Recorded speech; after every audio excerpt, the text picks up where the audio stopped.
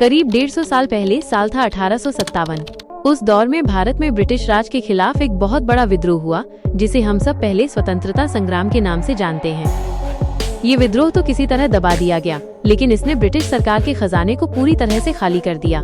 सरकारी तिजोरी में मानो छेद हो गया था और देश भारी कर्ज के बोझ तले दब गया था। इस भयंकर आर्थिक संकट को देखकर इंग्लैंड की महारानी ने फैसला किया कि इस खस्ताहाल व्यवस्था को ठीक करने के लिए किसी बड़े विशेषज्ञ को भारत भेजा जाए। ये जिम्मेदारी दी गई एक बेहद काबिल स्कॉटिश अर्थशास्त्री और राजनीतिज्ञ सर जेम्स विल्सन को। विल्सन साहब, जो कि प्रसिद्ध पत्रिका द इकोनॉमिस्ट और स्टैंडर्ड चार्टर्ड बैंक के संस्थापक भी थे, 1859 में भारत पहुंचे। उनका एकमात्र मिशन था खजाने को फिर से भरना। विल्सन ने आते ही स्थिति का जायजा लिया। उन्होंने देखा कि भारत में व्यापार फल फूल रहा है, जमींदार खूब कमा रहे हैं, लेकिन सरकार के पास उनसे नियमित रूप से पैसा लेने का कोई संगठित तरीका नहीं है। तब विल्सन ने एक सख्त मगर जरूरी फैसला लिया। उन्होंने तर्क दिया कि जब ब्रिटिश सरकार सबको सुरक्षा और शांति का माहौल दे रही है, जिसके दम पर लोग व्यापार कर रहे हैं और पैसा कमा रहे हैं, तो उन्हें इस सुविधा के बदले में सरकार को कुछ शुल्क फीस देना ही होगा।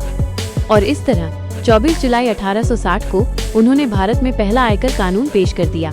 ये कानून हर उस आय पर कर लगाने वाला था जो वेतन, व्यापार या किसी भी स्रोत से आ रही हो।